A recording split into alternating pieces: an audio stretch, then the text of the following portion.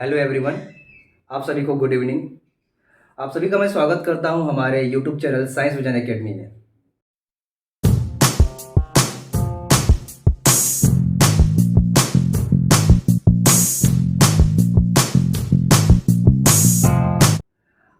मैं भूपेश कुमार साहू आपको Coulomb's law के बारे में बता रहा था। हमारा प्रीवियस वीडियो था कूलम्ब्स लॉ के बारे में, जिसको हमने देखा था कि कूलम्ब्स लॉ अगर हमारे पास 2 पॉइंट चार्ज हो तो उनके बीच में कितना फोर्स लगता है।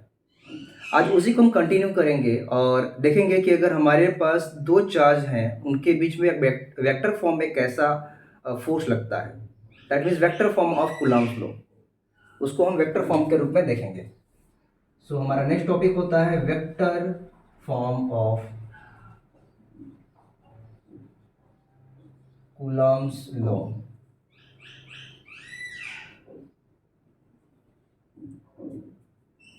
अच्छा, एक ज़रूरी इन्फॉर्मेशन इससे पहले दे देता हूँ कि अगर आपके कोई पहचान में या आप लोग अंबिकापुर के नियर में रहने वाले होंगे तो हमारा ऑफलाइन क्लास भी चलता है। आप चाहें तो वहाँ आकर ज्वाइन कर सकते हैं। हमारा क्रैश कोर्स 12th के लिए स्टार्ट हो चुका है एंड साथ ही हमने CUET के लिए क्लासेस स्टार्ट किया है। तो अगर कोई हो तो आप उनको जानकारी दे सकते हैं। ठीक है, कूलम्ब्स लॉ हमने यह देखा था कि अगर हमारे पास 2 चार्ज हो तो उनके बीच में जो फोर्स लगता है वो F equal to 1/4πε0 Q1 Q2 by are square, इतना फोर्स लग रहा था। ठीक है, आगे की हम बात करेंगे। अगर हमारे पास 2 चार्ज हैं और दोनों के बीच में वेक्टर फॉर्म में कैसे फोर्स लगेगा। ठीक है, तो हम पहले डायग्राम बना लेते हैं। इसके लिए हम एज्यूम करेंगे एक्स एंड वाई एक्सिस। अगर हमारे पास एक्स एक्सिस हो गया, ए वाई एक्सिस हो गया, एक चार्ज हम ले रहे हैं यहाँ पर और चार्ज है Q1। अगर ए हम ओरिजिन की बात करें तो ओरिजिन से उसका जो डिस्टेंस है उसको हमने ले लिया R1। एक और चार्ज कंसिडर करते हैं, यह चार्ज है हमारा Q2 और ओरिजिन से इसका जो डिस्टेंस है वो है R2। ठीक है, अब यहाँ पर हम देखेंगे कि ओरिजिन से इसका डिस्टेंस R1 हो गया, ओरिजिन से इस Q2 का डिस्टेंस R2 हो गया, तो इनके बीच में भी कुछ डिस्टेंस होगा। और यह हम यह भी एज्यूम कर लेते हैं कि दोनों जो चार्ज हैं वो दोनों पॉजिटिव हैं। अगर दोनों पॉजिटिव हैं तो दोनों में फोर्स ऑफ रिपल्सन होगा, रिपल्सन का फोर्स लगेगा। और जो रिपल्सन का फोर्स लगेगा उसके वजह से यहाँ पर हम देखते हैं ये जो Q1 चार्ज है, Q1 चार्ज Q2 के ऊपर फोर्स लगाएगा और इसका जो डायरेक्शन हो जाएगा वो इधर होगा। और इसका जो फोर्स होगा उस फोर्स को हम कैसे रिप्रेजेंट करेंगे। इसमें बहुत सारे लोग कंफ्यूज रहते हैं, आपको कंफ्यूज नहीं होना है कि अगर हमारे जिसके ऊपर चार्ज लगता है, जिस चार्ज के ऊपर फोर्स लगता है उसको हम पहले लिखते हैं। मतलब Q2 के ऊपर फोर्स लग रहा है तो हम Q2 के ऊपर फोर्स लग रहा है तो 2 हम पहले लिखेंगे, और जिसके वजह से Q1 की वजह से लग रहा है तो Q1 को यहाँ पर हम बाद में लिखेंगे। तो यहाँ पर जो फोर्स लग रहा है वो F21 हो जाएगा। ठीक है, अगर हम इन दोनों के बीच के डिस्टेंस बात करेंगे तो क्या होगा, Q1 और Q2 के बीच के डिस्टेंस हम F21 के लिए बात करेंगे, हो जाएगा R21। F21 इसलिए हमने R21 ले लिया। ठीक है, और जैसे Q1 Q2 के ऊपर फोर्स लगाया है वैसे Q2 Q1 के ऊपर भी तो फोर्स लगा सकता है। हाँ, वो भी रिपल्सन फोर्स होगा और उसका भी जो डायरेक्शन होगा वो डायरेक्शन हो जाएगा इस साइड, रिपल करेगा इसको, इसमें भी फोर्स अप्लाई होगा। और इस फोर्स का वैल्यू कितना होगा, जिसके ऊपर फोर्स लगाते हैं Q1 के ऊपर फोर्स लग रहा है तो 1 हम पहले लिखेंगे, और जिसके द्वारा 2 के द्वारा तो 2 यहाँ पर हम पहले लिख देंगे, बाद में लिखेंगे F12। और इसका डिस्टेंस कितना होगा, दोनों के बीच का डिस्टेंस, जैसे हमने इसके लिए R21 लिया था तो इसके लिए जो डिस्टेंस होगा F12 के लिए R12 हो जाएगा।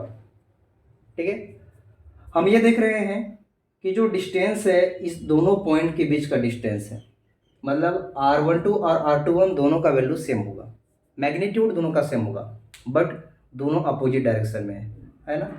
तो दोनों का मैग्नीट्यूड सेम होगा। अगर हम ओवरऑल बात करेंगे तो दोनों का वैल्यू सेम है बट अपोजिट डायरेक्शन में है। और इसको शो करने के लिए हम जब लिखेंगे तो हो जाएगा R21 equal to R12 with negative sign. और नेगेटिव साइन ये शो कर रहा है कि दोनों अपोजिट डायरेक्शन में फोर्स अप्लाई कर रहे हैं। ठीक है, दैट मीन्स रिपल्सन फोर्स। ये तो हम खाली डिस्टेंस की बात कर रहे हैं, हमें फोर्स देखना है, फोर्स कितना होगा। ठीक है।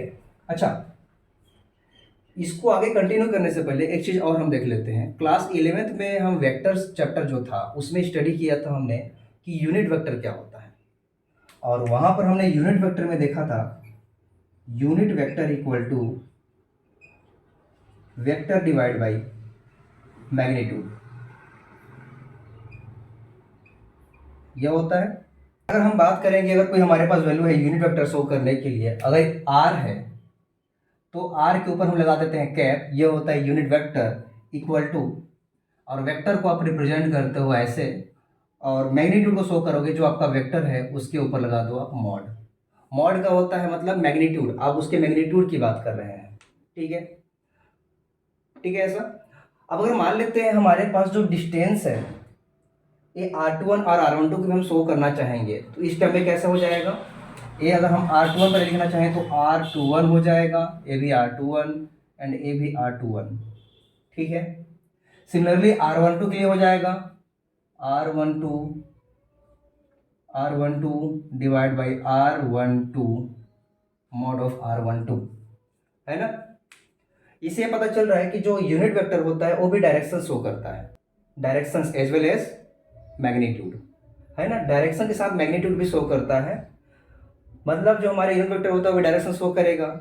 जैसे हमने यहाँ पर R21 equal to minus R12 लिया है, अगर हम लेना चाहें यहाँ पर तो यूनिट वेक्टर को हम शो कर सकते हैं R12 unit vector equal to R21 unit vector with negative sign, क्योंकि यहाँ पे तो डायरेक्शन शो कर रहा है।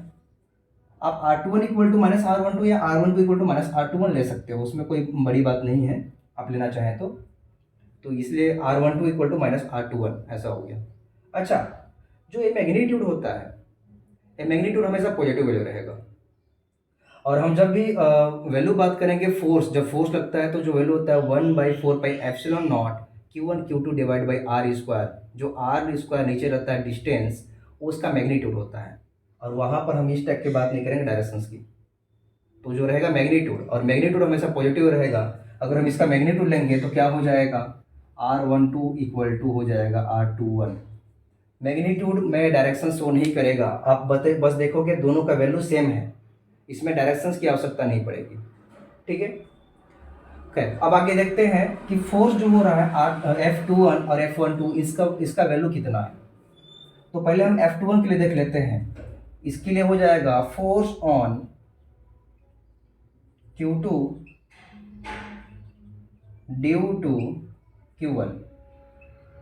Q2 के ऊपर Q1 की वजह से कितना फोर्स लग रहा है उसी को हमें देखना है, और उसको हमने नाम रिप्रेजेंट कर दिया है F21। फोर्स कितना होगा आपको पता है formula, 1/4 pi epsilon naught Q1 Q2 divide by are square होता है। ठीक है, लेकिन हम वेक्टर की बात कर रहे हैं, F21 है, F21 और F21 के लिए डिस्टेंस आपका जो है R21, लेकिन अभी मैंने जस्ट पहले बताया था कि जो बीच का डिस्टेंस होता है उसको मैग्नीट्यूड लिया जाता है, डायरेक्शन, ये तो डायरेक्शन है, तो मैग्नीट्यूड क्या होगा R21, है ना। तो R21 शो करेंगे। लेकिन हम डायरेक्शन की बात करें तो जब डायरेक्शन शो करने की बात आ जाती है तो वहाँ पर हम शो करते हैं यूनिट वेक्टर को, मतलब यहाँ पर शो करेंगे इस R21 को, यूनिट वेक्टर को, और R21 लिख देंगे यहाँ पर। ठीक है, ये जो R21 यूनिट वेक्टर है यही शो कर रहा है कि हम वेक्टर फॉर्म में बात कर रहे हैं। इसको इक्वेशन हमने ले लिया 1। अब और आगे देखते हैं, जैसे force on Q2 due to Q1, इस Q2 के ऊपर Q1 की वजह से जो फोर्स लगा है उसको हमने F21 बोला। अब ये जो Q2 है इस Q1 के ऊपर भी तो फोर्स लगाएगा, है ना, तो उसको हम नाम रिप्रेजेंट करेंगे force on Q1 due to Q2। ठीक है, now force on Q1 due to Q2, और इसको हमने जो नाम रिप्रेजेंट किया है वो है F12। फोर्स लग रहा है, फोर्स का फॉर्मूला हो जाएगा 1/4 pi epsilon naught Q1 Q2 divide by are square, और आर इसके लिए क्या है, F12 के लिए R12 ये वेक्टर है तो इसका मैग्नीट्यूड होता है R12 ये वाला। ठीक है ना R12, और इसका हम अगर वेक्टर के फॉर्म में शो कर रहे हैं तो वेक्टर के फॉर्म में R12 के ऊपर लगा देंगे कैप, इक्वेशन नंबर 2, है ना। अब थोड़ा सा एक चीज और आगे क्या करते हैं, हम यह देख रहे हैं कि यहाँ पर हमने देखा vector R21 equal to minus vector R12 है, यहाँ पर देखा cap R12 equal to minus R21 cap R21 है, और ये भी देखा R12 इक्वल टू R21 है। तो चाहे तो हम किसी इक्वेशन नंबर फर्स्ट जो है या इक्वेशन नंबर जो सेकंड है, दोनों में से किसी एक में पुट कर सकते हैं सब वैल्यू को, ठीक है।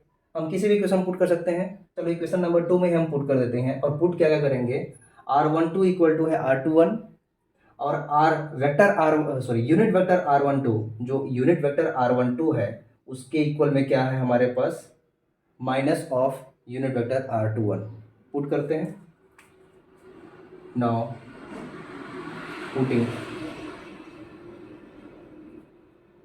द वैल्यूज, तो हो जाएगा F12 equal to 1/4 pi epsilon naught, Q1 Q2 तो रहेगा ही, R12 की जगह पर हम पुट करेंगे R21, और इस यूनिट वेक्टर R12 की जगह पर हो जाएगा हमारे पास माइनस ऑफ R21,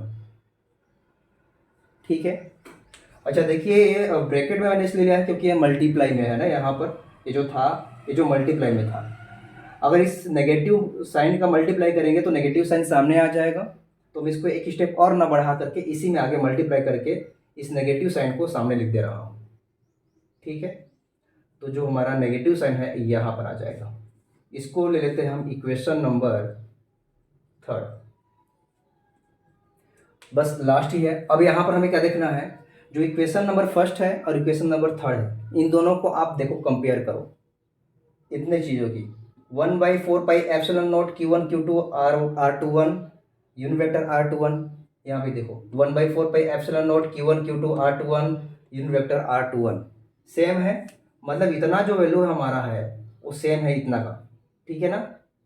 तो क्या हम ये बोल सकते हैं, क्या हम ये बोल सकते हैं कि जो आपका F21 है वो इक्वल टू है F12 के with the sign of negative, है ना। दोनों को जब कंपेयर करोगे, या तो आप ऐसा कर लो कि जो आपका ये वाला वैल्यू है, जो यहाँ से लेकर यहाँ तक वैल्यू है वो इक्वेशन नंबर फर्स्ट में है ना, 1/4 pi epsilon naught Q1 Q2 R21 unit vector R21 ये है, तो इसके इक्वल में कितना है F21, तो आप चाहो तो इतना इक्वल है F21 पुट कर सकते हो। So now from equation first हम चलेंगे तो क्या हो जाएगा, जो F12 इक्वल टू यहाँ माइनस का माइनस रहेगा, और इसके पूरे जगह पर क्या है आपका यहाँ पर F21, ठीक है, ये नेगेटिव साइन है। देखिए इससे क्या पता चल रहा है, every action has opposite and equal reaction, every action has opposite and equal reaction, वह कौन सा लॉ होता है, न्यूटन्स थर्ड लॉ होता है। मतलब जो आपका कूलम्ब्स लॉ है वो न्यूटन्स थर्ड लॉ को फॉलो कर रहा है, ठीक है। और यह चीज़ है कि वेक्टर फॉर्म में हम जब देख रहे हैं तो जो फोर्स है F12 equal to minus F21 आ रहा है, मतलब जितना आप फोर्स अप्लाई कर रहे हो उतना ही फोर्स आ रहा है अपोजिट डायरेक्शन से, मतलब दोनों एक दूसरे को कर रहे हैं रिपेल, ठीक है, जो हमने डायग्राम में भी देखा था, क्लियर है। तो कूलम्ब्स लॉ को फॉलो कर रहा है, इट फॉलो कूलम्ब्स लॉ, है ना, पहला कंक्लूजन निकला। और थोड़ा सा और क्या कर सकते हैं, अगर हमारे पास माइनस F21 है राइट साइड इक्वल के, अगर उसको लेफ्ट साइड के हम ट्रांसफर करेंगे तो माइनस का बन जाएगा प्लस, क्योंकि इक्वल कर हम लेफ्ट साइड लेके जाएंगे, तो होगा क्या यहाँ से F12 और नेगेटिव का बन जाएगा इधर जाकर पॉजिटिव F21 हो जाएगा, और इक्वल में बचेगा यहाँ पर कुछ नहीं, मतलब 0, है ना। मतलब हमने दोनों फोर्स को ऐड किया, तो ऐड करने पर वैल्यू आ रहा है 0, that means F12 plus F21 equal to 0 with vector sign. मतलब हम जब ये देखते हैं कि वेक्टर सम जब करते हैं जितने भी फोर्स हैं उन सब का फोर्स हम ऐड करेंगे तो वैल्यू आएगा जो 0 आएगा, और यही होता है कंजर्वेशन लॉ। तो इसे पता चल रहा है कि जो आपका कूलम्ब्स लॉ है वो कंजर्वेशन लॉ को भी फॉलो कर रहा है, ठीक है। तो कौन सा फॉलो कर रहा है? Conservation law. ठीक है, तो जो कूलम्स लॉ होता है वो दो लॉ को फॉलो कर रहा है। Coulomb sorry Newton's third law है वाला, गलती से मैंने कूलम्स लॉ लिख दिया था। न्यूटन्स थर्ड लॉ, और एक होता है कंजर्वेशन लॉ, है ना। तो यह जो आपका F12 प्लस F21 है, यही से कॉन्सेप्ट आपका स्टार्ट होता है प्रिंसिपल ऑफ सुपरपोजिशन वाला, है, जो कि हमारा नेक्स्ट टॉपिक आएगा, उसको हम आगे देखेंगे। तो यह था आपका vector form of Coulomb's law. अगर आप चाहें तो इसका स्क्रीनशॉट ले सकते हैं, मैं साइड में हो गया हूँ, और नहीं तो मैं कुछ दिनों बाद इसका नोट्स प्रोवाइड करा ही दूंगा आपको।